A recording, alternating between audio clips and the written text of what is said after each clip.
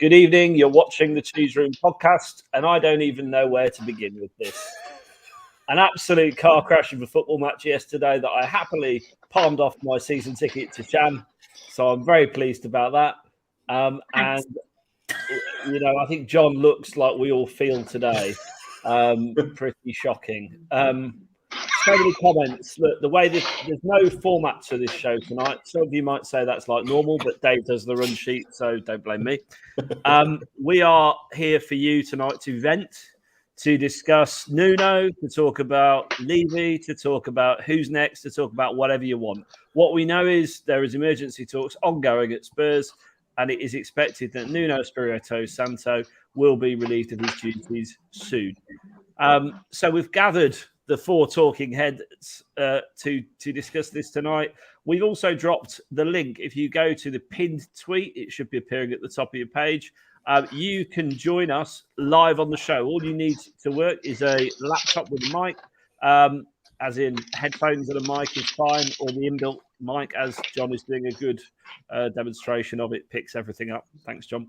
And you can join the show. Use a mobile phone. Absolutely no problem with that as well. So the link is there. If you want to join the show, you can click that link and it will take you through into our lobby, and then we can bring you in the show and you can tell us what you think. Don't be a keyboard warrior. Get in here and have a chat with the caller. We would love to hear all your thoughts. Well, I say love to, but, you know, we'll entertain them. Let's go around the room. Who's with us tonight? Shan, how does it feel to be mugged off by me selling you a ticket for that crap yesterday? The only thing worse than being at that game yesterday is the fact that it was because of you. So thank you very much, caller. How much was the outlay in total? So ticket was 75 quid. My train was 43, 10 for the tube, and then food and drink while I was there. So I've easily done 150 quid to witness that. Wow. Well, there you go. One man who would never pay 150 quid to watch a football match is HG. How are you tonight, HG? That is absolutely true. 150 quid. Like, I'm paying 16 euros next week to watch Austria Vienna against Red Bull Salzburg. 16 euros is what? 13, 14 pounds? There's no way. 150 quid to watch. I love Spurs, but not that much. Really not that much. I'm all right. Life is pretty good. I've still got a couple of days off before I go back to work on Wednesday. So, yeah. Bring on the Spurs chat. I just want to clarify, Sam Fisher. 100 likes does not get a Winks 8 tattoo. There's no amount of likes that could do that. I'm not a YouTube whore. And finally joining us all the way from the South Coast, John. How are you, John? You're looking frightful. Well, just for you, I thought, caller. I thought I'd try and look probably better than Nuno is right now. But no, in all seriousness, been trick-or-treating with the girls around the posh parts of Bognor. There are some, really. And now I'm at work because I've got to do end of quarter stock take this evening when we shut. So I'm hiding in the office. Well, thanks for joining us. And thank you all, whether you're watching this on catch-up or watching this at home now. Please do smash up the like button. There's 102 people watching already, which is fantastic. But we know we can do better than that. If all of you hit the like, that will really help the show get some more viewers. Where do we start? Does any of you four people think Nuno should be given more time? Let's ask that question first. No, can you see the sign? Bring There's Nuno out with the way out sign pointing to the door. I mean, what I'm going to say is that's not that effective a banner, and we'll leave that there. Make it as we were about to go on paint. It's a little bit small. We worked with what we had, caller. Well, I mean, this I is have nice, limited time and resources. Caller looks like Halloween all year round. Yeah, thanks. Yeah. That's what your mum said. HG, you feel the same on Nuno? Look, I don't think I wanted him to go, but having seen what we've seen today, he's going. To me, all this smoke means that something is going to happen. So, yeah, it's a weird one. I'd have probably waited for Vitesse. I think if he'd have lost on Thursday night, it would have been over for him. Maybe he doesn't deserve that long. But look, I just think, to me, as I said on the pod that we did last night, if he changed the tactics a little bit, then I'd be okay with giving him more time because that's what he needs to do more than anything else. But if he's not willing to do it, then we're in Mourinho territory, we're in Pochettino territory. They didn't change anything, and they went as well. So I think that, it's not surprising that we are where we are today. Good, which is a very long-winded way of saying, yeah, he should go. And John, you feeling the same? Yeah, I mean, I always said we had to give him time. But each time either you or Shannon asked me, I was like, I'm getting worried. I'm not seeing any progression. And then the last sort of couple of weeks, it's got to the point. And obviously, as you know, yesterday from our WhatsApp, I'm definitely Nuno out, 100%. I don't think anyone really is Nuno in, are they? If there is, there's one person. It's just a joke. There was no plan. They had no clue. It's got to be time to move on. Does anyone feel that in the cheese room, does anyone feel that Nuno should stay? I don't think there's anyone, is there, John? I don't think so. Ill of him here, it's fine. It's fine. No, I don't think there's anyone. Primior wants to give Nuno some more time, I think. So, yeah, not many people. Does he? Anyway, I think he did before that game. I don't know his view now. So if you're watching, Paul, send us a message, send us a super chat, or come on the show and we can discuss it. One person who's managed to find apparently the correct link.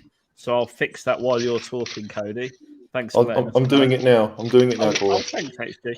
Is Cody back? How you doing, Cody? First of all, before we get into it, are you okay? How's things? Oh, I'm terrible.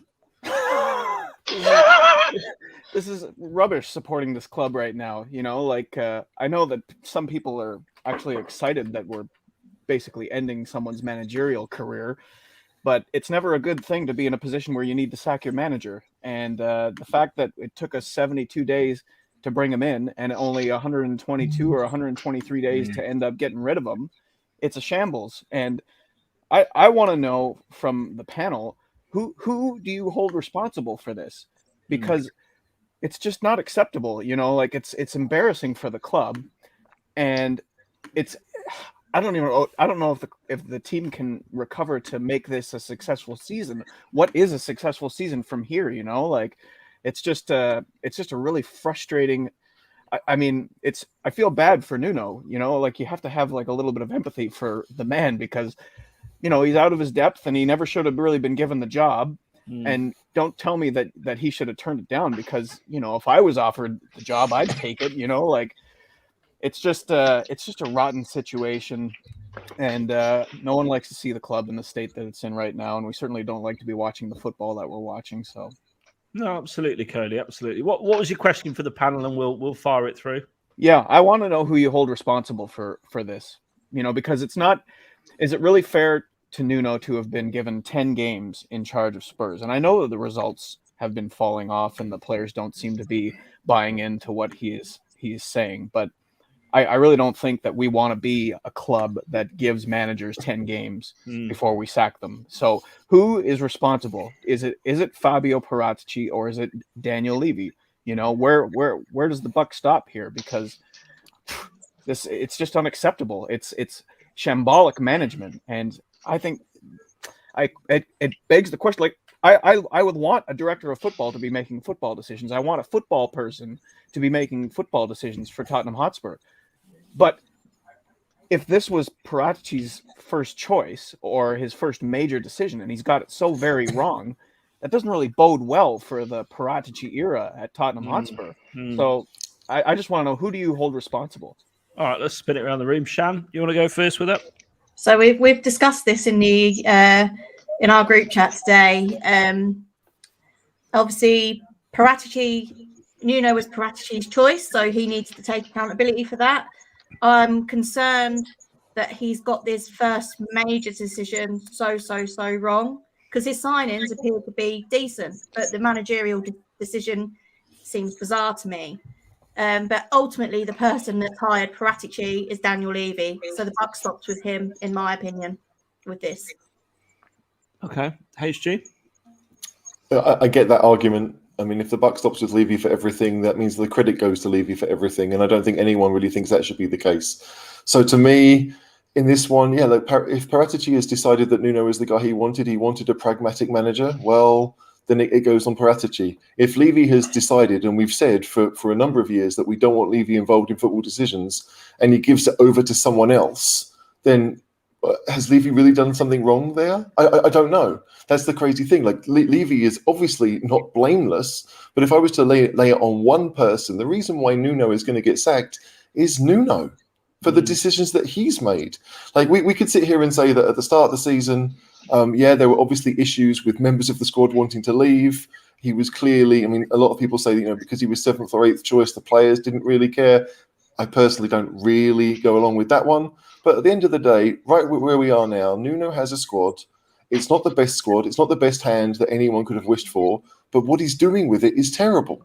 He's not getting the best from what he has. And so to me, that it has to stop with Nuno more than anyone else. If Nuno was getting more results, we wouldn't be having this conversation. If we were winning games with any kind of panache, we wouldn't be having this conversation. But we're not. The thing is, so Nuno is getting held responsible. I'm asking who gets held responsible for hiring Nuno, because Daniel Levy is the one that came out in the chairman's statement. Well, then Paratici is. Paratici is the answer for that one. Absolutely. Paratici is responsible for hiring Nuno. Mm-hmm. Okay. John? Yeah, I think AG's nailed it. Paratici is the one that wanted him. By all accounts, Levy wanted Fonseca, didn't he, and possibly someone else. But Paratici pushed for Nuno that's what the reports were. Do we sack Paratici for that? No, because it's probably his first mistake. He's made some good signings as far as players, but manager, that was a big mistake. So the next signing of a permanent manager becomes really key, I think, doesn't it, moving forward? Obviously, we don't know if we're going to get young Mason as another caretaker, but that's what a lot of the rumours are. Hopefully, it won't be for long. Well, I think it's clear from this that we don't want pragmatism. Spurs fans don't want pragmatism. And I don't always agree with that either. Like, managers have to be pragmatic at times, but we want to see something approaching attacking football, and we haven't. We just haven't. And it's not that we don't have attacking players. We do. So it's to me, it's crazy. Paratici obviously went. He looked at Gattuso and he looked at Fonseca, who had both managed in Italy, and maybe there was this kind of decision. Well, I want to go that way, but you want someone with Premier experience, so we end up with Nuno.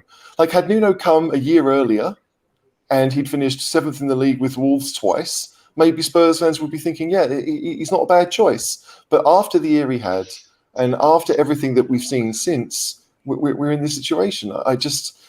It does feel like a compromise of sorts, and it's clear to me that the fans don't want compromise. They want to see attacking football. We didn't have it with Mourinho. We haven't seen it with Nuno, and that's 2 years of our lives gone.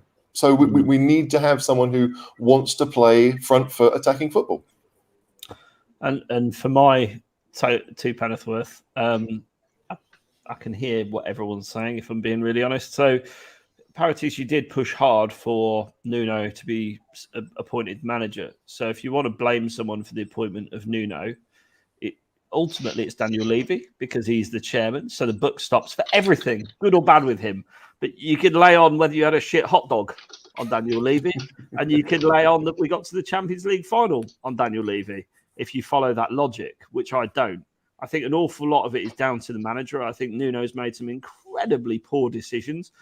And you look at the game at the weekend, what kind of answer was it in a press conference saying that Davis gives you more consistency than Reguilon, when Reguilon is clearly a better player and a better fit for what he's trying to do? That's just shit management. The tactics we've been playing are poor. It's negative, pragmatic football, as HG said. The Spurs fans do not like that, have never liked that kind of style of football. And when there's 62,000 of them in the bowl, it's a lot different to last season when, Jose got away with it for a long period of time. So who's it on? Ultimately, Daniel Levy, because he's accountable for everything. But no one is going to really hold him accountable. So he's holding the manager accountable. I think obviously, like I said, Daniel Levy, ultimately the buck stops with him. And it's concerning that Paratici has got this one so disgustingly wrong, in my opinion. But yeah, ultimately Nuno is the one that's made absolutely bonkers decisions. Every one of us sat here right now wouldn't have made half the decisions that he is getting paid a lot of money to do. So ultimately, it is at his detriment that he's in this position. There's no doubt that Nuno's got Nuno the sack, but I think what Cody's questions alluded to was who was responsible for putting Nuno in that position, and that ultimately is Paratici. But could Levy have vetoed it? Absolutely. Should he have vetoed it? Yes, but everything's better in hindsight, isn't it? Well, the thing is, I just question what exactly the interview process with Fabio Paratici entailed, because you come out and make a public statement saying that we want to return to our DNA of our attacking, free-flowing, fluid football, and then you bring in a director of football who has a completely different way of thinking as far as how we're going to achieve winning trophies and getting top four and getting back to the Champions League. Like, you can't tell me that there would have been any number of Spurs, like maybe 0.5% of Spurs fans would have appointed Nuno by choice, maybe none at all. It's just all gone so sideways so quickly, and I just it's just interesting, Cody. Like, if it was down to a final three of Nuno, Gattuso, and Fonseca, which it appeared to be, where would Spurs fans have gone then? Because Gattuso clearly was hated by a lot of Spurs fans for things he'd said. Nobody really knew much about Fonseca. I think that's fair to say. I mean, we knew he was manager of Roma, but no one followed Roma. Zorro. Yeah, and the Zorro thing. But again, you might remember the Zorro, but you won't remember it was Fonseca behind the mask. It was just some Ukrainian manager. I mean, it's not as if I don't know too many people who could name the Shakhtar Donetsk manager right now.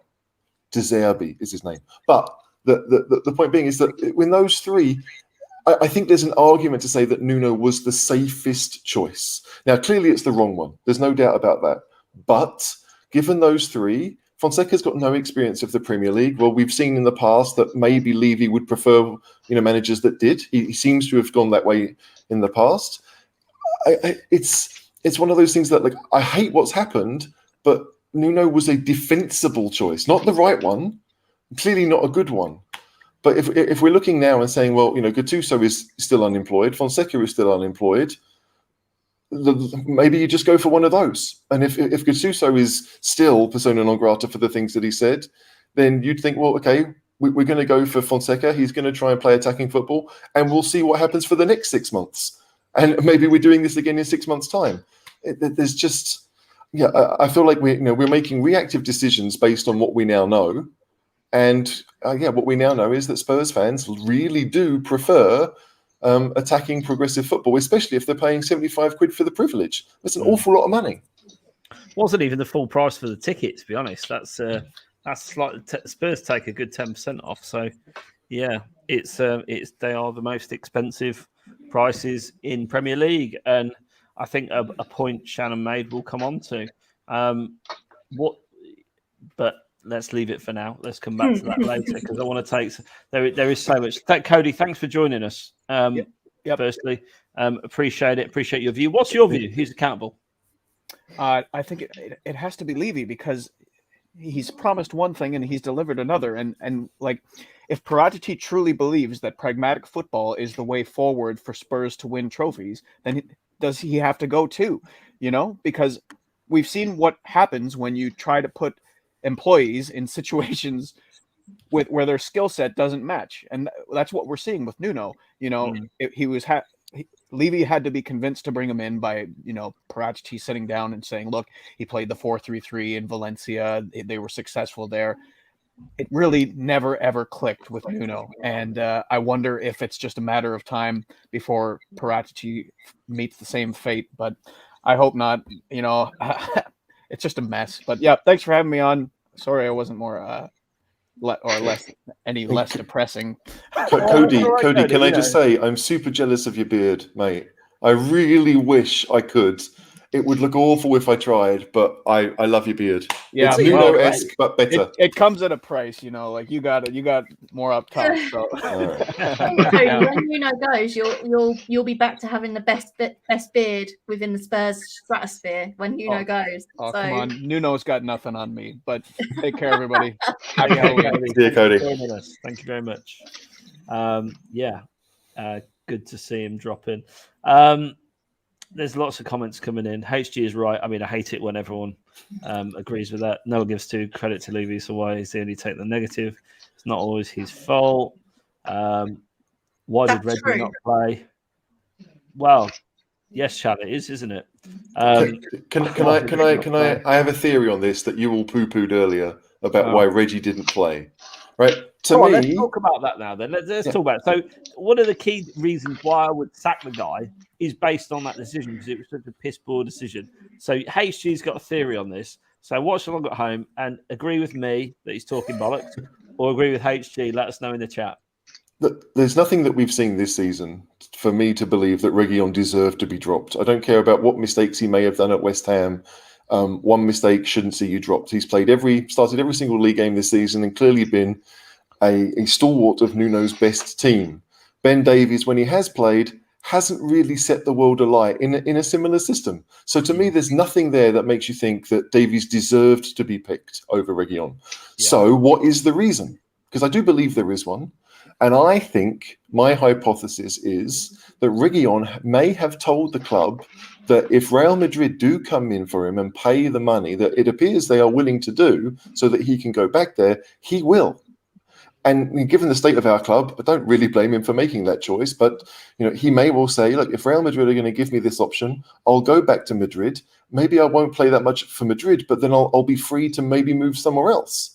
That may be a long-term thing. And if Reguilón has come out and said that he doesn't see his future at Spurs long-term, given what Nuno has done in the past with Kane and Ndombele and other players that weren't fully committed, and Nuno's talked about this in interviews, that he only wants to play players that are committed to what he wants to do, then that to me is the only reason that Reguilón could have been dropped, is that he's no longer committed to Spurs, and Nuno decided to stick with what he said and dropped him from the team. I don't like that, but to me, that's the only really defensible argument there could be.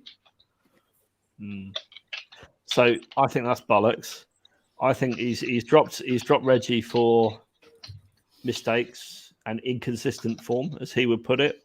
And I think he's put Ben Davies in, and partly a bit about rotation as well. But I think that kind of piss poor management is precisely the reason that I've seen a couple of people saying it's been confirmed there's an official announcement tomorrow.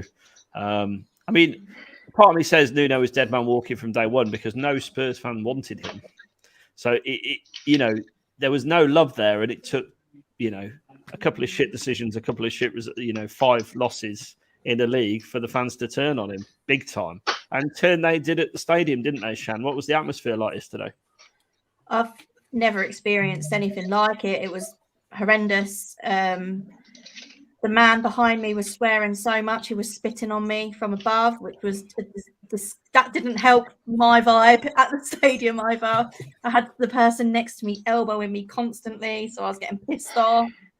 Then you get obviously that disastrous substitution when he took Mora off for Bergwijn, when everyone in the stadium could see that Mora was not the problem. In fact, he was probably one of the only ones trying to do anything. I've never heard boos so loud that everyone was booing that decision. And I feel for Bergwijn, because he must have thought, shit, they don't want me. They don't want me to play. And it was nothing to do with Bergwijn. It was everything to do with Nuno's shit decision. And then you go on to, obviously, the second goal. I left at that point, so I don't really know too much about what went on afterwards. I was really angry. But obviously there were chants, you don't know what you're doing. We want Levy out. It wasn't pleasant. No, and part of me, the human side of me, feels for Nuno at that point. But then he dropped Reguilón, so actually all my sympathy evaporated very quickly when I realised this. And I did think the Mora substitution was just weird. Why is he taking Lucas off as a straight swap for Bergwijn? Like, that's not going to get you a goal. Surely we're playing 2, defensive midfielders. The first thing you do really is shift with them off for Ndombele, which eventually he did do. Or change GLC for Ndombele, as a like for like. There were several things he could have done. He could have put Son. He could have gone 4-4-2, put Son and Kane up top. There's so many different things he could have switched it for, but he chose to do that. Moore was not the problem at all. Moore is not the problem. Well, I mean, I think it's fair. He probably wasn't the problem. I've always said that I believe the tactics are the problem. It doesn't get the best out of Lucas. It doesn't get the best out of anyone, really. I mean, we've not seen anyone play well. Like if we were to list all of Højbjerg's best games for Spurs, they're not this season. It's the same with true of Son. The same is true of Kane. Like, who has played well this year? Romero probably has come in and been a bright spark. Romero and Royal were really good yesterday. They were our best players. But yeah, the tactics aren't working. Mora doesn't want to shouldn't play inside. Son shouldn't play inside. They need space to work against defenders. And, I think Nuno talked about, wanting to play combinations through the middle. We're just not good enough to do that. And there's no movement even if we wanted to. It's a complete shambles. But yeah, like, I don't think Lucas played well. I don't think anyone played well yesterday. But that's because the tactics inhibit them from doing so more than the players themselves. Yeah, I'd agree with that. And I thought that was a good comment as well. Tactics only. I think Nuno wanted Royal to bomb on and for Davies to slot across to make a 3 when he did so. A la Jose. Yeah, well, we know how that ended up. We've got another caller coming through. The caller is introducing the callers tonight. Murav, can you hear me? Yes, I can. Can you guys hear me? Yeah, sure. Shoot. What's your question for the crew tonight? My question is, okay, we get a new manager, right? Whoever it is. But how do we sort out the issue of not having a midfielder? The next Ericsson, maybe next Dembele. How do we sort out that issue? Because unless we get someone of a player of that kind, we cannot make things happen. Like Harry Kane cannot always, play as a midfielder and make things happen for Son every time. So, like, unless we have those kind of players in our squad, we cannot do much about it. Yeah, sure. I understand what you're saying. John, do you want to take that one first and then spin it round to HG and Shan while I just nip to the bar and get a beer? Yeah, okay. I think the problem is bigger than just Ericsson. I think obviously it's Ericsson, Dembele, a backup for Kane, a centre back partner for Romero. We've got a lot of work to do. Paratici did start. He has made some good signings. I think Emerson is growing, isn't he? Every game, and he's looking better and better. We've said Romero definitely looks like the Alderweireld replacement, even though he will make the odd mistake, but he needs a partner. Obviously, Reguilon might be off, but clearly Dele's disappeared since Ericsson stopped playing for us, and we just need to find these players. Chelsea was supposed to be the Ericsson replacement, or was it Bruno Fernandes, who we didn't go ahead and sign? We've just got too many problems about it. Ndombele and Chelsea aren't doing enough for the amount of money we spent on them. Is anyone going to buy them, though, realistically? Because we need to probably sell them to be able to buy more players. We can spend, but we need to shift them off the wage bill as well. There's a lot of work to be done by Paratici, but he's probably done, 30% of the work he needs to do in that first transfer window? Yeah. HG? I look at teams that don't play with a number 10. The successful ones. And in the Premier League, to me, the 3 big teams, there are 2 of them that don't do it. Liverpool don't have one, and Chelsea don't have one. They don't play with a central number 10. And so, to me, that's what you should be trying to do. Whether it's 3 at the back, like Chelsea prefer, whether it's playing with wide attackers like Salah and Mane that Liverpool do, there are other ways to play football. You don't need a number 10 to be successful. Yes, it would be lovely if we had one, because we're trying to play a system that needs one.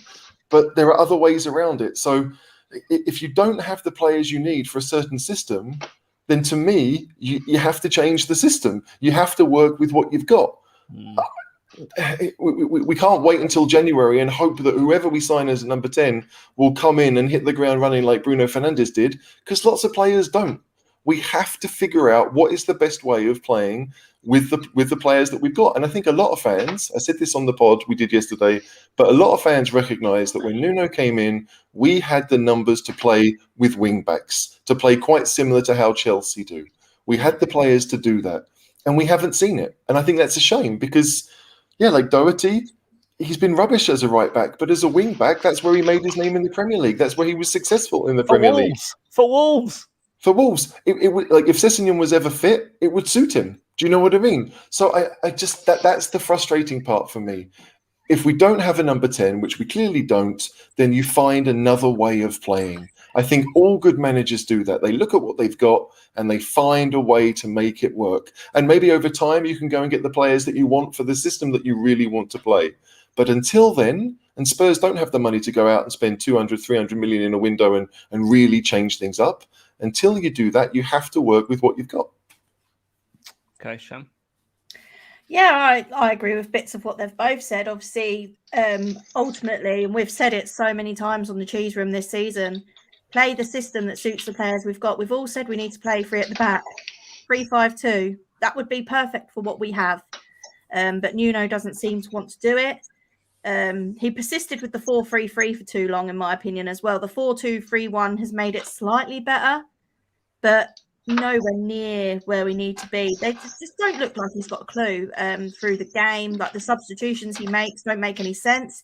He either makes the wrong ones or he makes them too late, so they have no time to impact the game.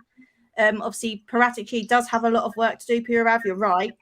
But he's never going to do it all in one window. It's going to take a little bit of time to be where we need with the squad. The squad is thin. We have a big squad, but really the quality in the squad isn't where we need it to be to do what we want to do.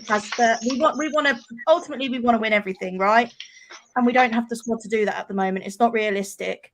There's a lot of things wrong with Spurs. We could sit here for a very long time and try and autopsy all the problems at Spurs, but I think the biggest one at the moment is we're not playing to the players' strengths, and ultimately that lays with Nuno, and that's why he's probably losing his job. So yeah, Paula.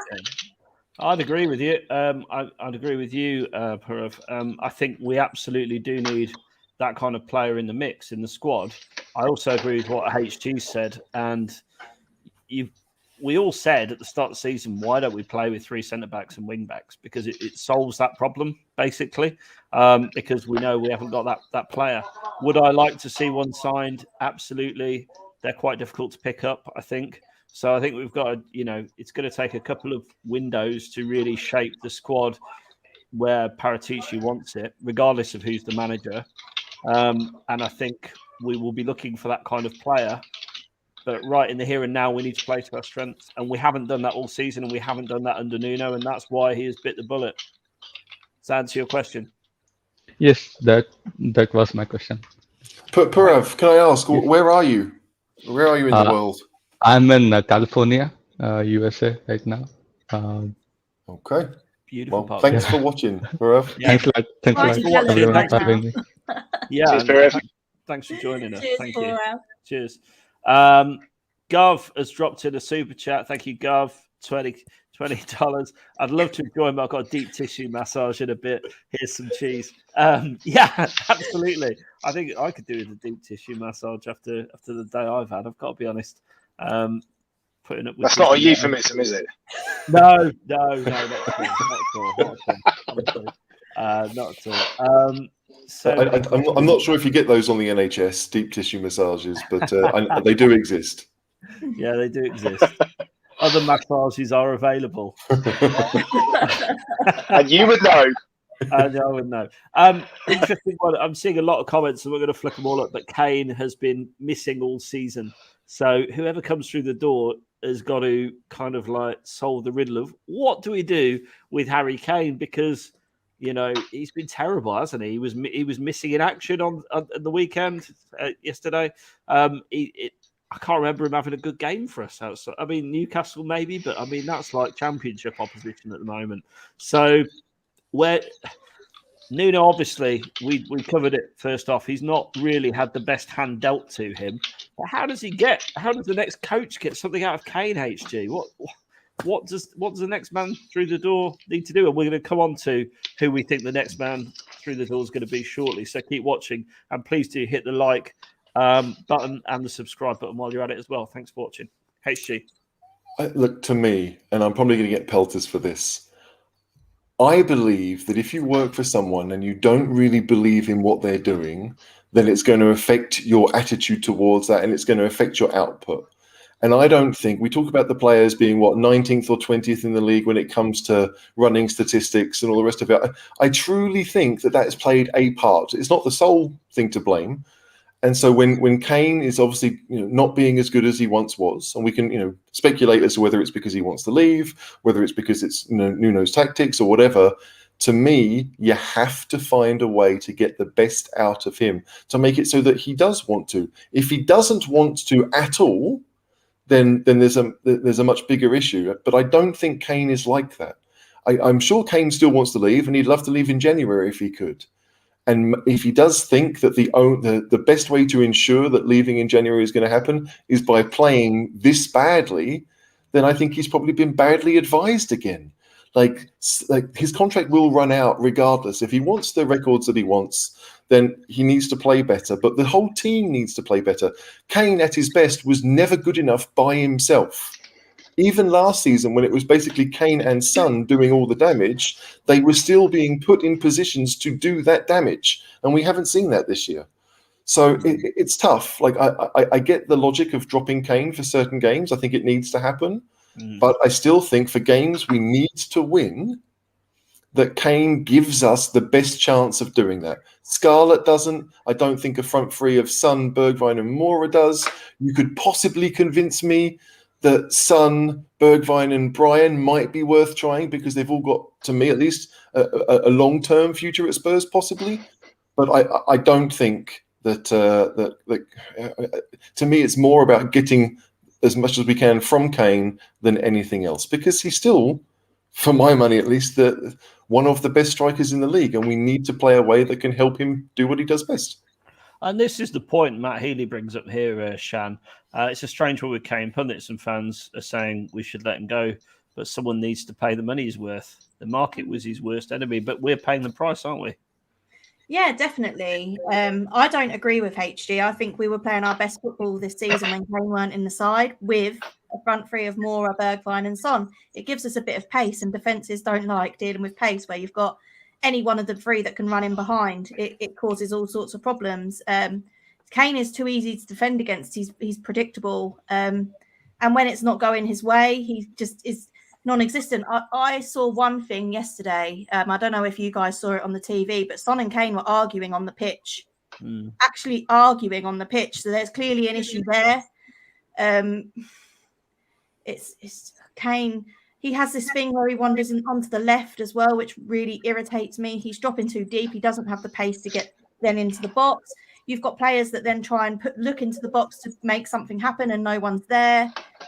It's not just down to Kane. Ultimately, he's not getting the service, but when he's not in the right positions for the players to be able to give him that service, it's a mixture of everything with him. It's very frustrating to watch. But like I say, Son and Kane arguing on the pitch yesterday. And that's never a good sign when they work and they're working together. They can undo any team in the world when they're both at it. But at the minute, it's not happening. John? Where do you start with Kane? I mean, I personally wouldn't have played him yesterday. But I think the trouble, Nuno probably feared what happened to Hullet and Souness where they dropped Shearer all those years ago. I think I have to say, I don't know what Shan remembers, but I think Wednesday was probably the poorest game I've ever seen Kane have for Spurs at Burnley. He was shocking. He couldn't control the ball. He couldn't part. He kept getting knocked over. He kept falling over, actually, when there wasn't a Burnley player near him. And I think we talked on Friday. We should have really gone without him in either he had to play the 10 role or he didn't, or not play at all. I wasn't on Friday, but I remember you guys talking about it. I don't know how you get him back up to speed. A new manager needs to come in and motivate him. I think the only way we're going to get him to stay and be happy is if we get someone top class like Conte. I think that's the key. If we get another middle of the road manager, we're really going to struggle. But then no one's going to pay what Levy would want, are they?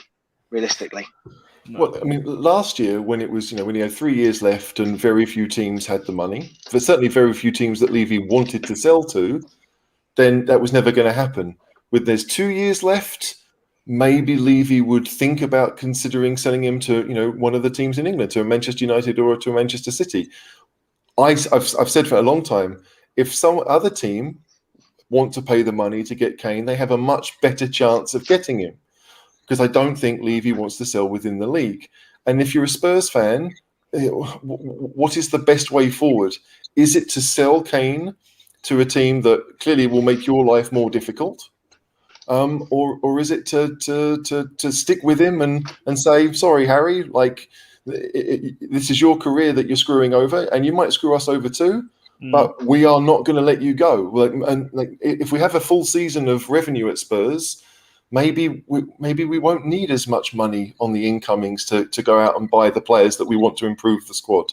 It's a tough one because there are plenty of Spurs fans who want Kane gone. They don't care anymore. They just want him out.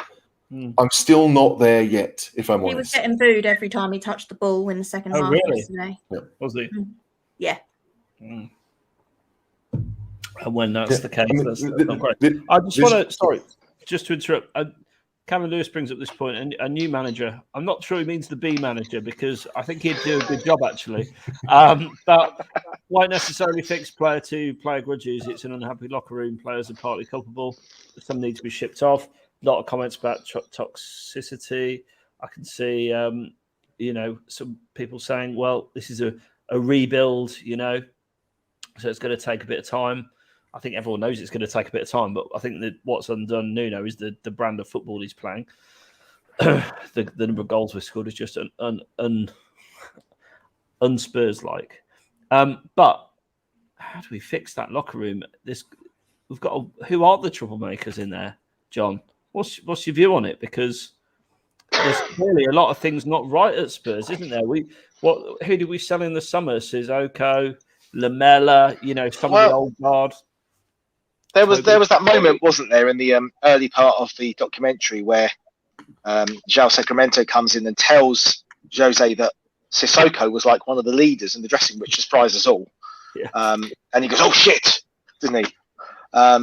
Yeah. We're never really going to know, are we, who the problems are? Obviously, there's a problem with Kane, big time. We saw Højbjerg had a go at him on Wednesday, and apparently there was words yesterday. And in Højbjerg's post-match interview, he basically stopped himself from saying anything. There are obviously clear issues going on there. Can I ask John? Sorry, John, because I didn't. I've seen the part of what Højbjerg was saying when he stopped himself. But what was the question initially? What was he asked that made him go on that train of thought? Oh, I can't actually remember now. I think it was basically just what went wrong, that sort of thing. Okay. Sorry, I didn't mean to interrupt, but that's all right. I'm sure someone could put it in the chat. I sort of wiped it from my memory because it was bloody awful. What do you think went wrong? Right. I think just looking at the chats going through, people are mentioning Dyer, Dele, Davies, all being substandard. We got some big personalities, the likes of Dele, obviously, who we don't know what's going on with him, do we, at all? He's a big personality. I think Davies is quite a strong personality in the squad, which is why he keeps getting named captain. But he was, again, shocking yesterday, wasn't he? Yeah. Crack on. It's a difficult question to ask, isn't it? But HG, I know you'll have a view on it. Who would you ship out next? Well, I'd be looking to ship out the players that I don't rate, and that hasn't really changed. That to me is Winks, because he's not like with Sarr coming in, he's just going to get knocked down the pecking order even further. So Winks needs to go. I don't think Doherty has a future at the club. He doesn't play anyway. I think Doherty needs to go. Like I've said this, I know Moura does play a lot for Spurs, but I don't think he has a future. I'd like to see Moura, used, Sanchez and or Rodon. I think they're both desired by other clubs. We might make money on those, and again, they're not first choice, and we need to strengthen things. Like, don't get me wrong, Rodon and Sanchez are perfectly serviceable squad players, but if we need to raise funds, it's those squad players that we might say, we've had you for a number of years. I mean, only 2 in Rodon's case, but he's not had a chance. Yeah. So let's move on. Let's twist. Let's try again. To stick with players in the hope that they'll come good hasn't helped us. And so those are the ones that would probably be first on my list to go. But I mean, I know Davo would say Dele and Lo Celso and Ndombele. Maybe one of those needs to go too. There are lots of options. There aren't. I think it's easier to list the players that we want to keep than it is than what should go. But look, it's not going to be an easy situation for anyone. But I do believe that the individual players that we have are of decent quality. They are of top half, top six quality. We just need to find a team that will function and then build from that. I don't know if it's certainly easier said than done, clearly, but I don't think it's impossible. I really, Pochettino took the squad. When Pochettino came to the club, he had a bloated squad. Very quickly, he realised that the captain he'd picked, Yunus Kabul, was not one of his friends, was not going to help him out. So he jettisoned 4 or 5 from the squad, sold them all, and moved on with what he had. And that meant a season of Bentaleb and Mason. Dembele wasn't really getting in the team. Bentaleb and Mason were. And so I just feel that we don't have the numbers to go out and do that. But in theory, to me, it's the same plan. You have to do the same kind of thing. The issue with Spurs is that whereas when the squad is bloated, it's quite easy to trim the fat. In this case, it's not so easy. It really isn't. Well, I mean, there's this, isn't it? With Kane, Craig, shout out Craig, Vlahovic scoring a hat-trick this weekend was our biggest mistake of the summer, not getting rid of Kane when we could have done. But let's say Man City had offered us 120 million in the summer. Would we have taken that?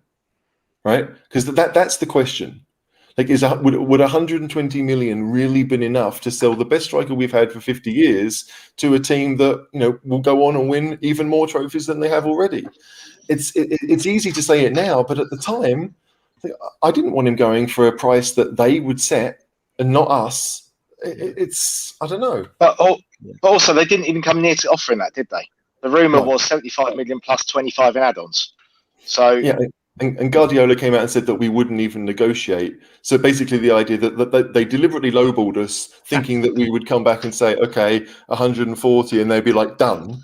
No, like Levy had no intention of selling in the summer, which is why he didn't negotiate. But if they'd have come to a central figure of 120, would that have been enough? Not for me, because we'd have needed 2 strikers with that, not just one. Yeah. And if they had accepted it, Levy would have been, he's getting called out enough as it is, isn't he? Yeah. But he would have been absolutely ripped apart. Yeah. Well, he's getting called out a lot in the chat. I mean, there's lots of this. Toxicity from board, reached the first team. Ian Levy and Enoch need to go. Honestly, think a clean out of players. What needs to happen? New manager won't necessarily raise existing places. Yeah. So, I mean, the feeling with Enoch, obviously at the stadium on Saturday was not good, was it, Shan? No. As you'd expect, I suppose. No. But Chance of Levy out at the end, I believe. Chance we want Levy out. The end weren't pretty. Went round the south stand and the west stand. The journos heard it, so Levy would have heard it. And then obviously there were reports that Levy was furious after the game. Obviously, if he's getting called out by the fans in the stadium now, it's going to be embarrassing for him. So he's not going to be very happy, considering Daniel Levy, if anything, always wants to think about himself as having a good image. Whether he does or not is a different story. We all know he doesn't. But to him, if he's getting called out by the fans now, that's his reputation, and he's not going to want that happening too often. Yeah, HG, you had a comment. I know you stopped yourself then. No, I'm just like, I mean, I don't really remember. I'm looking now at what people are saying in the comments. I see El Jury asked if Nuno has been sacked. No, not. It hasn't officially happened. There are lots of rumors on Twitter to say that it's going to happen tomorrow. It's going to be announced tomorrow. I think we've seen in the past that certain clubs nowadays they give newspapers, they give places like the Athletic a bit of time to write articles, so that when it is announced, they've got everything on the go to say why and how and what's going on. Yeah, I don't know, but the reason why we're doing this tonight is because there's a lot of smoke today, and I think that some of that smoke is believable. It's not just randoms. The Telegraph themselves. I know Davo thinks they've got a bit of an agenda against us, but there are plenty of reputable outlets that are coming out and saying these things, and Sky Sports it's worth discussing. Right, they are okay. So it's clearly something worth talking, but no, nothing official has been announced yet. Another super chat from Senna says, how likely is it that Nuno manages the Everton game? Not very. Shan? Is Benitez going to get sacked? Good, like it. If what Matty Hayes and Matt Law are saying is true, and there's going to be an official announcement tomorrow, then there's no chance that Nuno manages the Vitesse game, let alone the Everton game. Yeah. I think it's highly likely we're going to see Mr. Mason in charge of those two games. But then we've got an international break, so hopefully during the international break we can sort some of this mess out and have someone at the helm, ready for who is it? First game back? Leeds. God, that's going to be a tough game. They're fighting for their lives at the moment already. Yeah. A team that runs all time against us is not a great thing to look forward to, really, is it? Yeah. Absolutely. Go for the super chat. What you don't want is ENIC to treat us like an investment. You think they are now, but it could turn into another like a Mike Ashley situation. They won't sell, won't invest, and we suffer. That's reality. The only thing I'd say to that is, Gov, from my perspective, I don't see that happening because I think part of what they want to achieve is having the prestige of the club so they can sell the naming rights to the stadium. I think obviously the team does better on the pitch. It's worth more as an asset, and it's really the asset that's increasing in value with time. So I guess they don't take money out the club directly, but they're going to make a shitload of money when they sell it. And I guess that's one reason why I don't think they'll do that. But what do you guys think, Shan? I agree. The only thing that I'd say, I'd go as far as to say the one thing Daniel Levy really does care about is where we finish in the league. Because if we finish outside of Europe, that shiny stadium is pretty much useless. You can't do anything with it. So, the one thing Daniel Levy cares about is where we are in the league. If we're not top six to him, that's a disaster. You get the money that comes in, the TV rights, the stadium being used, it attracting the naming rights. Who's going to want to spend 25 million a year on naming rights for a mid-table team? And that's what we are right now.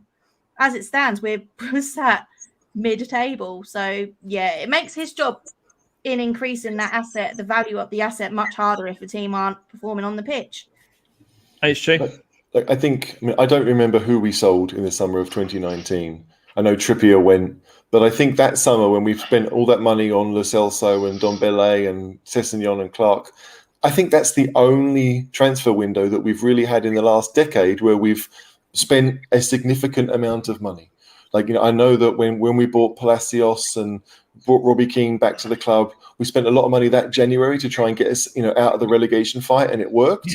But since then, we know what we've seen. We've seen we sell players and we use that money to improve the team, improve the squad, improve the club, whether it's infrastructure or whatever. And for a lot of it, it actually worked. But where we are now, we don't want to have to sell to buy. And the stadium is finished, so you hope and you pray that we're going to be in a situation where we won't have to. But unfortunately, we've now got players who want to leave, so we're starting almost behind the eight ball again. I don't think Levy is going to turn things into Mike Ashley, where he just takes money and is waiting to sell. But there's nothing to suggest that he won't. I mean, he might not. He might be thinking the money is in the fact we're a stable Premier League club. The stadium is there, NFL is there, everything is set. And whether we finish top 6 or top 4 or top whatever, to Levy, maybe they just want out and they'll wait for a bid. I don't know, but it's a tough one. Yeah, and Gov, the motivation may be different. Yeah, we've got to have some success on the pitch, and I think that's why they're acting today. Ultimately, I like this. This is very true. This, Mark. Shout out, Mark. The club has not been the same since Moussa Dembele left for China. Honestly, it hasn't, has it? We sleptwalked into that. We fluked it into the Champions League final. Let's be really honest. Dembele was so crucial for that Pochettino side, wasn't it? Yeah, and the thing there is that Dembele had been injured for a couple of months. Clearly, was going to be out of contract in a couple of months. We were offered 11 million quid, was it, to release him 6 months early? None of us thought that we were going to get to the Champions League final. We did, and we would have loved him to be fit and in the side. But again, it's one of those. It's a sliding doors moment that you'd like to go back and keep him. But, when money was tight, which it probably was at that point, and we're like, that's what good teams do. They sell players on before the contract runs out and then reinvest it. Yeah, it's rough. I didn't want to see Dembele go, but he wanted to leave. He wanted the, one last payday, just like Alderweireld did. His body couldn't handle it either. I think that's the problem, isn't it? No, he'd have been, maybe, two, maybe 3 games a month type of player. We'd have had to rotate him in and out like we did with Ledley back in the day. Yeah. Mark's right. We haven't been anywhere near the team that we were once he got injured. That was it. That October game, November game, I think at Wolves was when he got injured. And since then, we fluked a lot of the victories we had in the league. We fluked a trip to the Champions League final, and we haven't really done a great deal. So that is a big moment. But what do you do? Did you eat the 11 million? I guess now looking back, you do. But there are so many moments like that, I think, in the last 3 or 4 years. There really have been. Over 300 people watching. Please do hit the like button, subscribe, and share the show. We want your views. There's a link pinned at the top of the page. If you want to come on the show, tell us your view, as a couple of people already have done tonight, then please do. If you've got a question for us, do come on and we will get you on the show and have a little chat to you. Also, leave your super chats and chats in the comments. We'll try and get through as many as we possibly can. We're going to go and talk now about who's next. So, obviously, we wanted Poch in the summer, but we ended up with Nuno somehow. Now we've got a problem because we're mid-season approaching Christmas, a really busy Christmas season where the fixtures come, to coin the phrase, thick and fast. They do. So many comments about who we're getting. I'd rather have Howard over Mason. Mason was the caretaker last time. I've seen loads of people calling for Antonio Conte. I'm just going to take a comfort break, but Shan, I'm going to leave you talking.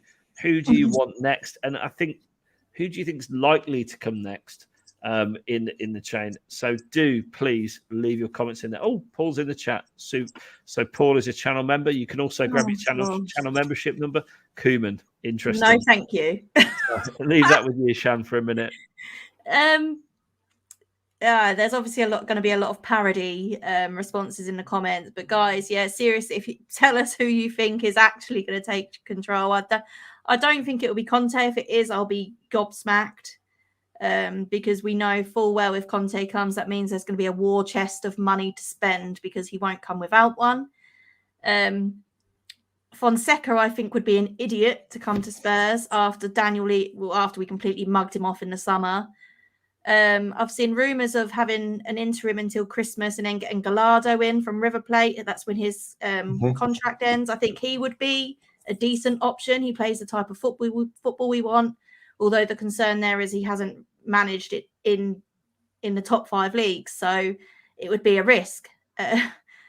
But at this point, I'd take anything over what we're seeing with Nuno. I've never seen anything so disastrous in all my life. It's depressing. I can't bring myself to spend the money to go and watch Spurs and watch us play how we did. I can take us losing 3-0 to Manchester United. When they're at their best, there's no disgrace in that. But last night, it was a disgrace. It's a poor Manchester United team under a poor manager, and we couldn't even muster a shot on target. It's a disgrace. HG?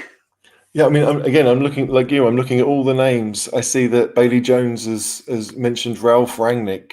Oh, sorry, I pressed the wrong one. However, Koeman, yeah, I agree with that, Kelso. Yeah. Eddie Howe over Koeman. I hate Ronald Koeman. I think Ronald Koeman is the Dutch Brendan Rodgers. I don't like Brendan Rodgers either. I think they're all talk and nothing else. Ralph Rangnick is the type of person you want to lead the football decisions. He's almost the Paratici kind. That's what he did at Red Bull Leipzig. He basically took over there, got them up into the Bundesliga. I think they finished second their first season there. He plays a certain style of football. He employs coaches that only teach that style of football. And it's a high-pressing football that Spurs have used successfully and that we've seen used successfully throughout Europe. So that would be a great appointment. The issue there is Rangnick he'll want a bit too much control than Levy wants to hand over. You don't know. But I was big on Rangnick in the summer. I'd have liked him to be the DOF. As a coach, it's a tough one. What other instances we've had? I've seen Antonio Conte. I've seen this one. who is this from J-Man, to bring Martin Jol back as a caretaker. I could see it long term. I don't think so. I think Jol is, I mean, he's 65. He's not ancient in football terms, but he's been out of the game for a number of years now, probably enjoying his retirement in Scheveningen, where he's from. But Spurs are the type of club where he would come out of retirement for to help us out. I believe that with Martin Jol, and I would love it to be him for the next 5-6 months. I really would. We all know that when he left, it was under terrible circumstances where he probably didn't deserve to go, having lost his best 2 strikers in the summer. No, wait, I'm confusing it. He went the year before, and when we lost Berbatov and Keane the year after. But Martin Jol never really got the players he wanted. Kamoli and he would fight. It's a rough one there, but do not blink. My nan would do a better job. Do not, Mrs. Blink, if you're watching, are you free? Will it affect your pension if you come in and work for These Spurs? are the things you need to think about. There's tax implications. Exactly. There are massive implications, but Mrs. Blink, I would agree, probably would do a better job than what we're seeing right now. Even Paul Muir. Gov's just bagged in another super chat. Thank you for your support, Gov. Lucas Trover, since the final was dropped for his efforts, imagine what other players think. What hope would they have if efforts like that aren't rewarded with a start? It contributed to Poch's downfall, in my opinion. Yeah, I'm inclined to agree. Have we given all the reasons that Antonio Conte won't come yet? Do we? Is there more than one? If he comes, it means Daniel Levy's like, yeah, spend what you want. That's the long and short. If Daniel Levy is going to spend the money that Conte wants to spend to rebuild this squad and get the players that he wants to be successful, then he'll come. If Daniel Levy doesn't want to spend the money, he won't. And that's what it boils down to ultimately with Conte. If he comes, I'll be really, really surprised. I made the point on my Facebook page. I think I wrote it late last night, but I made the point that if you're an out of work manager and the choice was between Spurs and Newcastle, where would you go? And for many managers, given the state we're in, Newcastle are a better option because there's very low expectations there. You know you're going to have a crap ton of money to spend to really kind of shape the club how you want to see it. And at Spurs, you have the opposite end of things. You have extremely high expectations from fans that want to see a certain type of football. They want to see successful football. I mean, like, it's not just we want to attack and hell with the results. We want to be up there and really kind of competing for titles. Yeah. Newcastle fans, they don't expect that. And so it's a really tough one. Like if I'm out of work, to me, the Newcastle job is a more exciting one than the Spurs one. And if the United job comes available too, then that also goes above Spurs. So it's, you know, we all want to see someone like, I mean, I'd love to see him Graham Potter because you look at what he's done at all of his clubs. He did it in Sweden. He did it with Swansea. He got the Brighton job after finishing mid-table at Swansea. But Brighton clearly saw something in him and said, we're going to give you the keys. And lots of Spurs fans hated that move because it meant Chris Hughton got sacked. And, you know, Brighton will never do better than what Hughton had done. Well, clearly, Graham Potter has proven otherwise. He's got them playing a good brand of football, and they're now getting results quite regularly against the bigger sides. I would love Potter. As you know, in the summer, I was chastised on this channel for wanting Potter because I didn't know what I was talking about, how wrong everyone else was and how right I was. I hate being right, but it does happen occasionally. Look, Potter... But please point it out when you are right, because that's the right thing to do. Potter's brand of football matches Spurs' values, and he wouldn't have been extortionately expensive. If we'd have gone all out for him, we could have got him. I still say we could next summer, just for the record, right now, because he's going to be looking for a step up from Brighton, and Spurs are a massive step up from Brighton, regardless of how calamitous it is right now. So I do think that's a point. So yes, Adam, I would absolutely take Potter. If money was no object and people would just do as they're told, I would take Potter tomorrow. That would be my wish. But I think that is incredibly unlikely because it's mid-season. And I don't think he'll want to let Brighton down. And I do think he is that kind of guy that won't let him down. Conte, I'd love Conte. You know, he would be, I suppose, my other choice. Just behind Potter in Dreamland. Would he come? Probably not. again, because it's mid-season, and again, for all the reasons that he didn't come in the summer. Daniel Levy, money, ultimately he wants a team that can win the league off the bat, and Spurs aren't that right now, are they, unfortunately, Shan? I just put this, sorry, Shan, it's awful timing. I put this up, Big Country Chris, we know that Nuno hasn't gone yet. We understand that, but there are lots of people who want to talk about this. We've got over 330 people watching now. Which is crazy. We believe there is no smoke without fire. There's lots of things that have been said. People are speculating it's going to happen tomorrow. If he doesn't go, it's been a waste of your time to listen, but we're having fun discussing it, I think. So, sorry, Big Country. We do know that he hasn't gone. Shan, please answer caller's question. And there's good news. If you're new to the channel, you can hit the subscribe button. Come back tomorrow when we'll be on the air from 9 p.m. Talking about the Man United result and possibly more of this because it's likely from our sources that Nuno is going to be sacked and it's going to be announced in the morning. There you go. Look at that. Gov agrees with me. Thanks, Gov. 60 million for Potter. Just go get him. It's BS he turned us down. I agree. Like if I'm Potter, and like we all think that Potter's next step is a Big Six club, right? I think we all know that that's going to happen. He's not going to go to Leicester. I don't think. I think it is going to be a Big Six team. They're stuck with Brendan for the long term.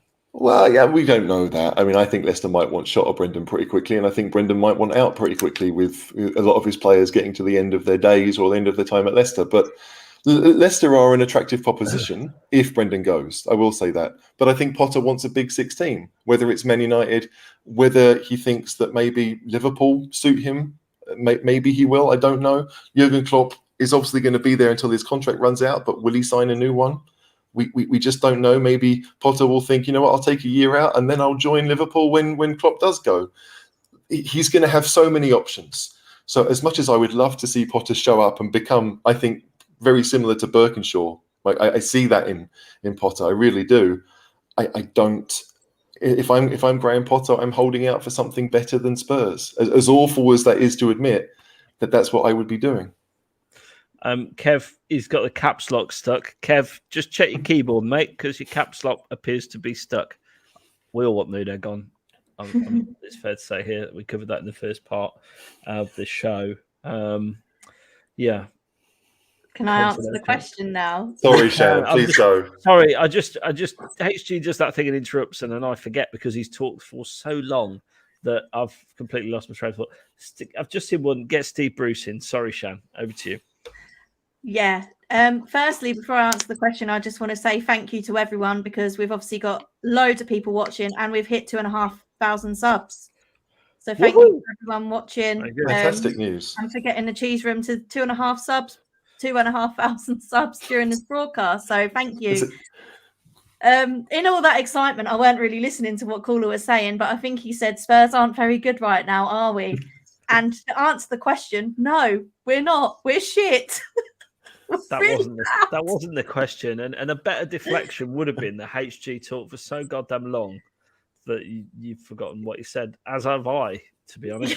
So none of us remember what the question was. I do apologise. I just love seeing these names coming through, like Zidane, Klopp, Michael Frontsek. Whoever put Michael Frontsek, I'm sure it's probably Michael, but Michael Frontsek, brilliant name from the past, decent player as well.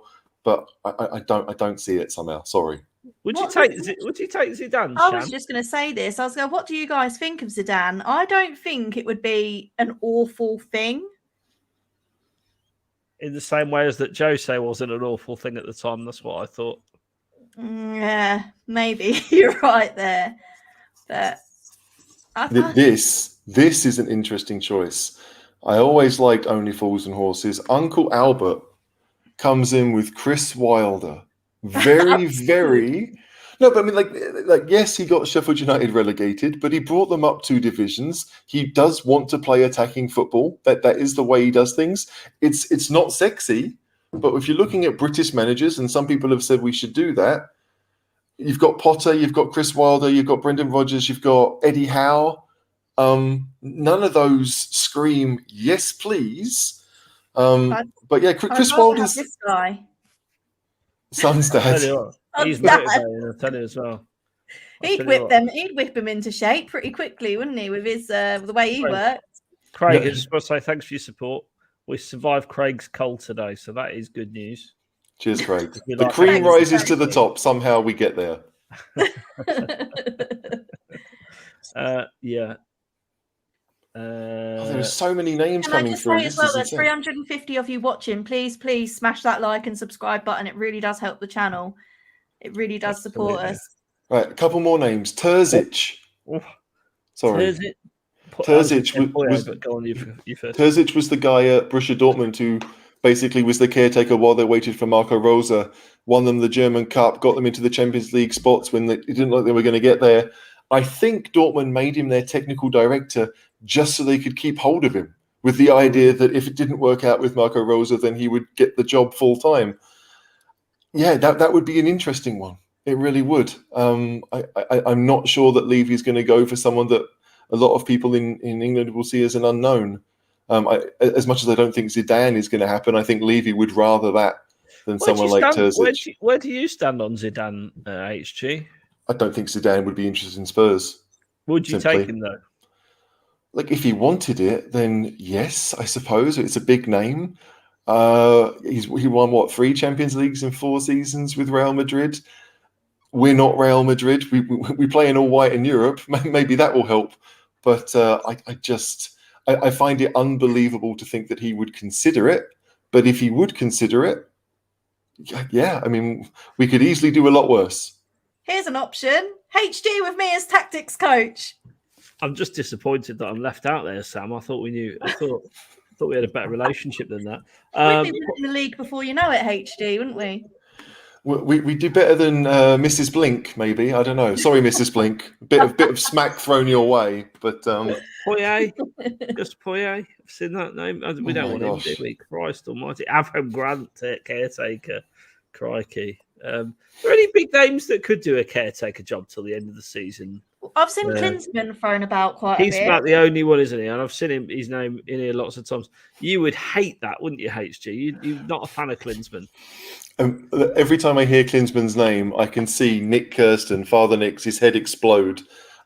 Any American hates Jurgen Klinsmann. They think he did an awful job with the American national team. And so as far as they're concerned, he's terrible. He failed at Bayern Munich. Yes, he started the process that brought Germany to be world champions. I don't think there's any doubt about that. But he didn't see it through. He was at Hertha Berlin for, 6 weeks? Left there. It would be a nostalgic punt.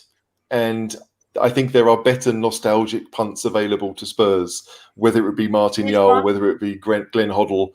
Klinsmann, to me, he may want it, desperately want it, but no, I don't want that. Chrissy Houghton is another good nostalgic punt. But again, his style of football at the teams he's been at has been dreadful, hasn't it? Yeah, and he got sacked at Forest. I mean, I think Forest were they? Bottom 3 when he got sacked, and then Steve Cooper has come in at Forest and turned things around pretty quickly. You are Cone Boy. Arteta of the cheese room. There we go. Cone Boy. How about that one? How caretaker till the end of the season, Shan? Yeah, I wouldn't be against it till the end of the season, or like I say, until Christmas when Gallardo can come in. And I mean, Gallardo would be a big risk, but he's done great things at River Plate. They play the type of football we want to play, and our team has a strong Argentinian contingent.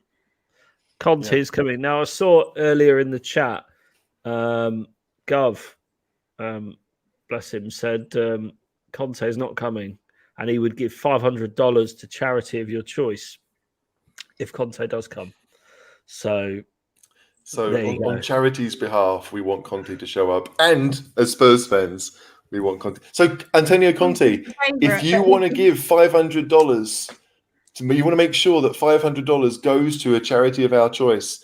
Manage Spurs. It's probably the best reason you have. Conte's the favourite, but we've seen him the favourite before, so it probably doesn't mean too much. But I'd love to see Conte in. He was the favourite last time. Who's the favourite Like- last one? So yeah, you should be Sam. You should be. It's only because you're a channel member I let you off. And if you want to grab your channel membership, details are in our YouTube video summary. So do click on that. I think with Gallardo, he's been at River Plate for 7 years now. Pretty much won everything with them. So his next job is going to be in Europe. Is it going to be Spurs? Like with the Barcelona job open, I tend to think he might want to go there. And Spanish speaking, it might be a better fit. Barcelona want Xavi though. That's true, they do. So, like, if we're the next best option, like, we would be a great club for Gallardo. I mean, he's Argentinian, so obviously the club has links with them. That would be an amazing signing. If Spurs could get that one over the line, I think we'd have to be positive about it. I don't know what his English is like, which might hurt his chances, but Not hurt us before though. Pochettino couldn't really speak English when he came to Spurs, and he learned. No.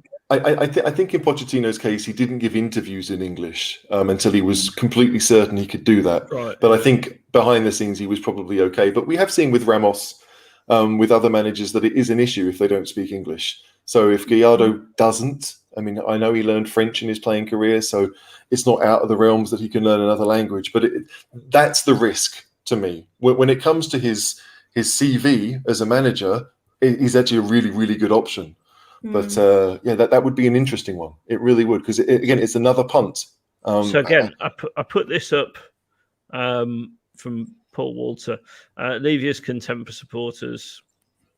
Managers did not come because they found that Levy would not commit, so they didn't either. But this is a bit that I do agree with. Scott Parker. So Scott, the only thing is he's doing very well in the Championship, and I think he's the kind of guy who wouldn't leave a team mid-season. But would you have Scott Parker, Shan? I think Scott would. If Scott was to leave any team mid-season, it would be for Spurs. Yeah. I think Bournemouth are unbeaten in the Championship. Yeah. I mean, they've won 5 in a row. I'm pretty certain they're top of the league. His Fulham side deserved better. They did. I don't think they deserved to go down at all. I was quite upset when they did go down. And the Fulham side he left behind are second? So Scott Parker is clearly doing things well. And like, I read a tweet, and I don't take much stock from tweets, but I did read that Parker would be interested, that he would do the dirty on Bournemouth and go mid-season, which I don't know. You don't want to see managers be able to do that. But yeah, if Parker came to Spurs as a long-term option and we gave him whatever control he wanted, then I could see it happening. But it's all about the type of football. If he can get Spurs playing attacking football, we're all behind him, and that is it. Any manager that comes to Spurs, if we can see that you're attempting to play attacking football, then we are behind you. Because for the last 2 years, we've seen dross. And a lot of the time, we were sat at home, so we had no choice but to watch it. It's just, no, we need attacking football. Do you think Parker would be able to attract the type of players that we need at Spurs to compete? As far as Spurs are concerned, right, he would be able to do that on his own. As far as Spurs are concerned right now, I do think the club sells itself quite well. The fact that we were able to get Romero with very little history to say that, yes, we are a team that should be your next step, means that Paratici has a bit of clout, the club has a bit of clout, and Scott Parker as a player, for English people, possibly, his reputation as a coach within England, possibly, but for foreigners, maybe not. But yeah, it's all about getting the right players. And if Parker can identify where we are lacking and get players in to do that job, then that's what we want. And I mean, it doesn't matter if they're cute and British and star of McDonald's adverts, or if they're foreign and ugly and have never seen a McDonald's in their life. I mean, if you think the Sean Dye shit is ridiculous, what about this one? Come on, man. Come on. If it stopped having a World Cup every 2 years, maybe we'd be doing football with service. But no, not Wenger. Wenger's, how old is he now? Is he 70? He must be 70 something. No, sorry. No. Danny's an Arsenal legend. We don't need no big Sam either. Christ Almighty. What about Charlie Kane? What about Charlie Kane? Can you imagine Charlie Kane selling your best player for peanuts? Because he would, wouldn't he? First thing he'd do is start negotiating contracts really badly. Contract extensions for the whole squad. Look, it's funny. We haven't mentioned Pochettino really tonight, despite the fact that lots of fans want him. Yeah, I mean, you want him, don't you, Shan? I think it's only because he's the only happy association you have with Tottenham Hotspur. No, I don't think that's fair. I think Harry Redknapp gave me great memories as well. Højbjerg as well. Yeah, absolutely.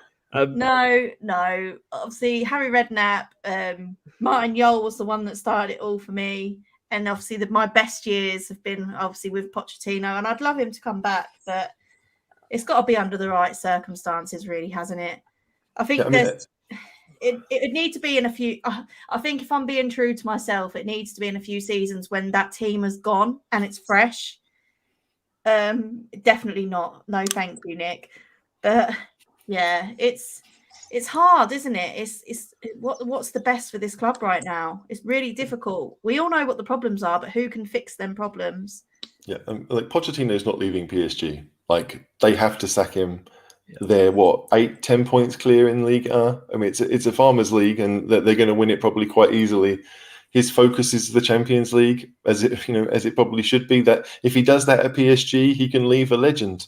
If he doesn't, well, other managers have been there and failed as well. But Pochettino, if and when he does leave PSG, and he will win stuff there, obviously, will Spurs be in a place to attract him? So just with this from PC Matt, he's not getting results for the PSG squad. I don't think that's fair to say, is it? He's well.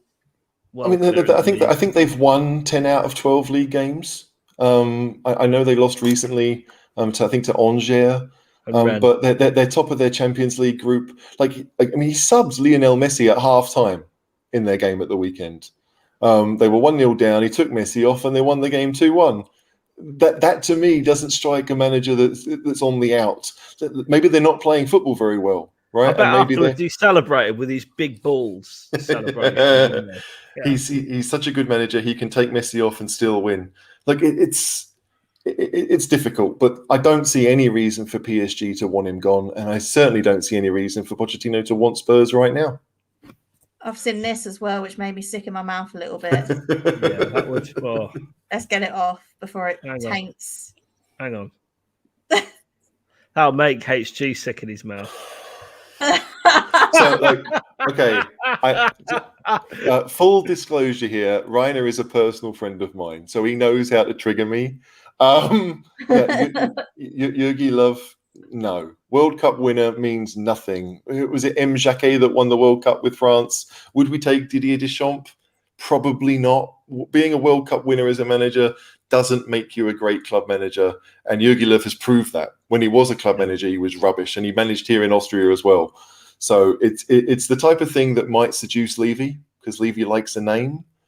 But please, Reiner, stop with the bullshit. Finger sniffer. Rianne Skinner's the manager of our women's team, and they're doing really well at the moment. She wouldn't be a bad shout at the minute. Maybe Rianne Skinner is Mrs. Blink. Maybe. It's unlikely, but Did you see the betting odds I threw up? Someone put the betting odds up on. Oh, there we go, Russ. Thanks for this, Russ. If this is correct, Conte 7-2, Fonseca 4-1, Potter 5-1, and Sky Bet. Sky are not making any money from Spurs fans. We might get a punt on Fonseca, but I don't think many Spurs fans are putting money on Conte and Potter at those odds.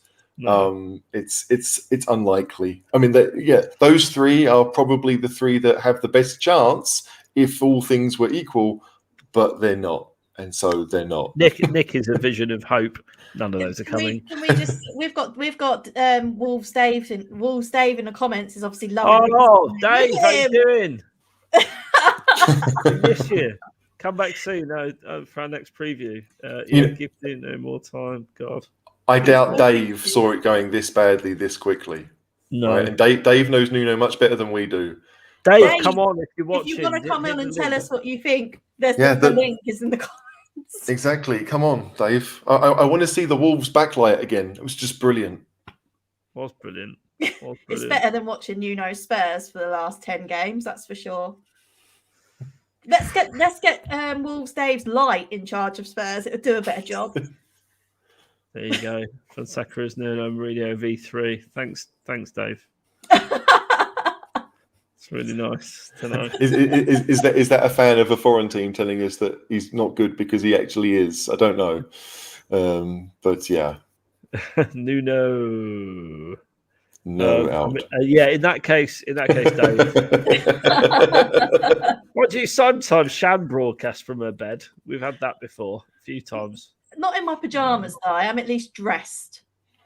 I should imagine that Dave doesn't probably wear pajamas, being a bloke. I don't know. Don't prove us wrong, Dave. But or do prove us wrong. Don't prove me right. I don't know. But yes. Where are we now, Mr. Bean? I'm seeing. Rowan Atkinson would do a better job than Nuno, most likely. No. 2 million is what Conte wants for transfers. It's not. No, it's not going to happen. Do you all know Daniel Levy? If you know that, Conte won't be coming unless Levy has been replaced by a double. Can't think of any suitable doubles. Don't want to get into that. Not a good idea. My Richards Nuno was absolutely shocking. I could have gone Spurs Manchester United on Saturday, but luckily I didn't. Funnily that, Martin, because I was indisposed as well, and Shan took my ticket off me very generously. So yeah, horrible. Disney on Ice today was more entertaining than than Man United Spurs. Less falling over at the back as well, most likely. Yeah, no one fell over. And this is how I feel, Tommy. You're speaking my language. We need a manager with attacking intent. Can't take the defensive strike anymore. Absolutely. Well, there you go. Dear me. So it's so weird. It's been an hour and a half about something that hasn't happened and might not, but people are interested.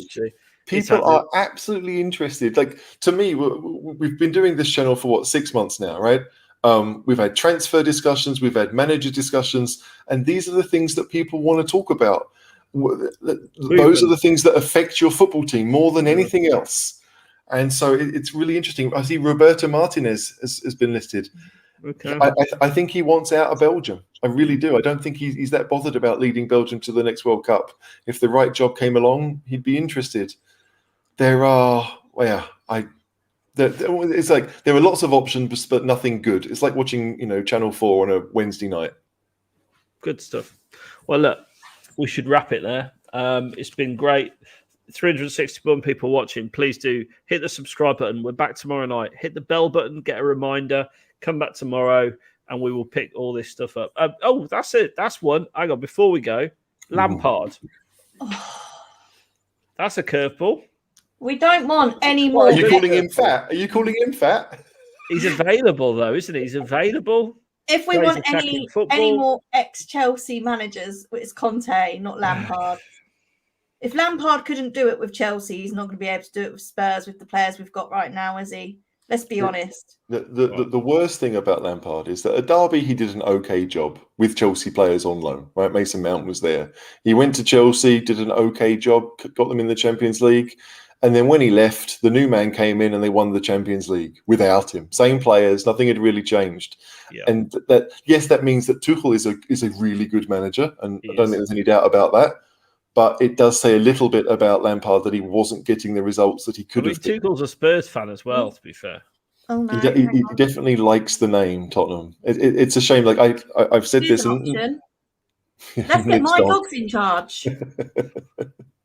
That'd be better than Lampard. We'll be back tomorrow. Tune in tomorrow because we're going to be back 9 p.m. and we'll bring you all the updates. Hopefully the dust will have settled from the sacking in the morning and we can have a proper discussion about it. Look at who's coming in next and talk about the game at the weekend. So thanks for watching tonight. We appreciate each and every viewer. Please do hit the subscribe button and the bell button so you don't miss a show. Please do hit the like button. It really helps us out. Shan, thanks for joining me. Thanks. It's been good to get it all off my chest. I feel a bit better now. Actually venting rather than just having a go at you in the group chat, caller. You were laying it on thick. I mean, you were talking nonsense for a lot of it, but I'll let it slide because it's you. And HG, thanks for joining. Yeah, no problem. I'm surprised that we didn't mention the L word a little bit more tonight. We talked about it a little bit with Mr. Levy, but maybe tomorrow night there'll be more discussions about that. Why And I don't we know, have that conversation tomorrow night? yeah. Let's So do yeah, that. thanks for having me on. It's been fun. So many people watching. Thanks so much for all your support. This is something that we love to do, and we hope you enjoy watching. Good stuff. In the meantime, come on, you Spurs. Sack Nuno. Come on, you Spurs. Nuno out. Come on, you Spurs. Martin Yao was caretaker in. Boom.